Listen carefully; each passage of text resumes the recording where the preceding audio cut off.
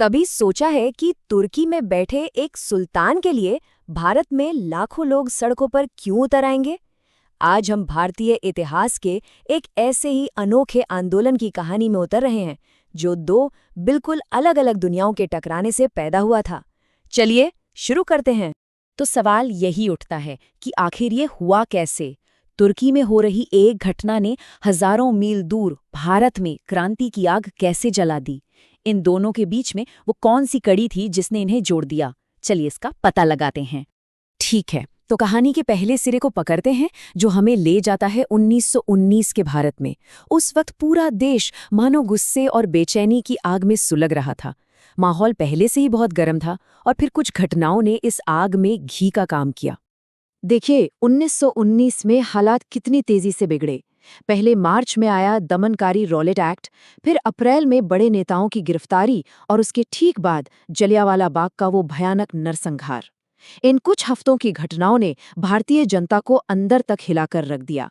अब वो जवाब देना चाहते थे। न कोई वकील, न कोई अपील, न कोई दलील।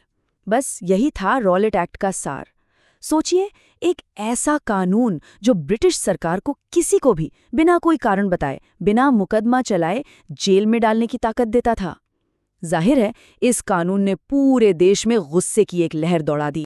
अब भारत से हजारों मील दूर चलते हैं, कहानी के दूसरे सिरे की तरफ, ये समझने के लिए कि दुनिया में ऐसा क्या हो रहा था जिसकी गूंज बहुत जल्द भारत में सुनाई देने वाली थी।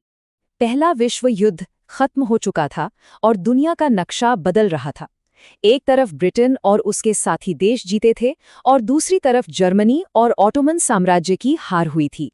हमारी कहानी के लिए सबसे जरूरी बात है ब्रिटेन की ऑटोमन साम्राज्य पर जीत। तो ये खलीफा कौन थे? देखिए, ये सिर्फ ऑटोमन साम्राज्य के राजा नहीं थे। दुनिया भर के करोड़ों सुन्नी मुसलमानों के लिए वो उनके सबसे बड़े धार्मिक और आध्यात्मिक नेता थे। उनका पद बहुत सम्मान का था और इसी एक पद पर आए खतरे ने एक ग्लोबल मूवमेंट की चिंगारी सुलगा दी।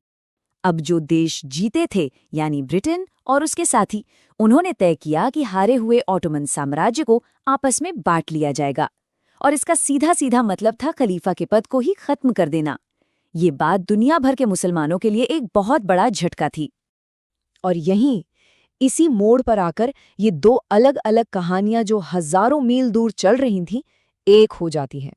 भारत का गुस्सा और तुर्की का संकट मिलकर विरोध की एक बहुत बड़ी नदी बन जाते हैं। तो ये संगम हुआ कैसे?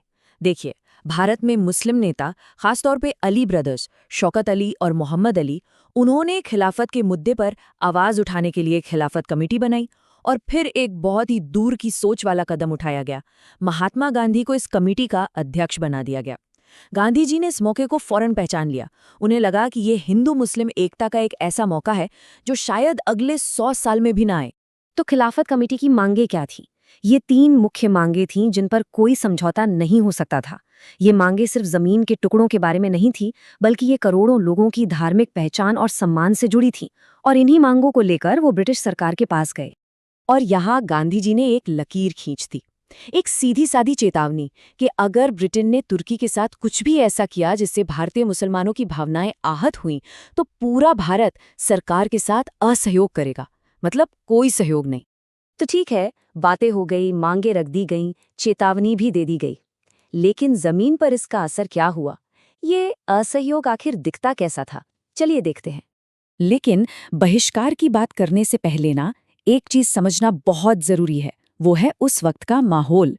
ये सिर्फ एक पॉलिटिकल प्रोटेस्ट नहीं था। ये वो दौर था जब भारत में हिंदू, मुस्लिम और सिख एकता अपनी मिसाल कायम कर रही थी। अब जरा इन दो कहानियों को देखिए। ये उस एकता की ऐसी मिसालें हैं जो आज भी हैरान कर देती हैं। सोच कर देखिए, एक आर्य समाजी संत स्वामी श्रद्धानंद दिल्ली की जामा मस्जिद के मिंबर से, जहां से सिर्फ मुस्लिम धर्मगुरु ही बोलते हैं, वहां से हजारों की भीड़ को संबोधित कर रहे हैं। और दूसरी तरफ सिख समुदाय अपने सबसे पवित्र स्थल स्वर्ण मंदिर की चाबियां एक मुस्लिम नेता डॉक्टर किचलू को सौंप रहा है। ऐसा था उस वक्त का माहौल। और फिर वो दिन आया, 1 अगस्त 1920। आंदोलन की आधिकारिक शुरुआत तो हुई, पर एक बहुत ही दुखद खबर के साथ। उसी दिन भारत ने अपने एक सबसे बड़े और सम्मानित नेता बाल गंगाधर तिलक को हमेशा के लिए खो दिया। 1 करोड़ रुपए। जरा सोचिए, 1920 के जमाने में ये कितनी बड़ी रकम होगी। ये पैसा तिलक स्वराज फंड के लिए इकट्ठा किया गया था। ये किसी सरकार या अमीर घराने ने नहीं, बल्कि भारत के आम लोगों ने अपने घरों से निकाल कर दिया था। ये दिखाता है कि लोगों में इस आंदोलन को लेकर कितना जोश था। इस आंदोलन की रणनीति ना दोधारी तलवार जैसी थी। एक तरफ था बहिष्कार, यानी अंग्रेजी राज की हर चीज को नकारना, उनकी स्कूल, कॉलेज, अदालतें, नौकरियां, यहां तक कि विदेशी कपड़े भी। और दूसरी तरफ था निर्माण, यानी अपनी खुद की चीजें बनाना, अपने स्कूल कॉलेज खोलना, खादी और चरखे को अपनाना और आत्मनिर्भर बनना। आंदोलन अपने चरम पर था। पूरे देश में एक अलग ही ऊर्जा थी। ऐसा लग रहा था मानो आज़ादी बस अब दरवाजे पर ही है। लेकिन तभी एक छोटे से गांव में हुई एक हिंसक घटना ने सब कुछ बदल कर रख दिया।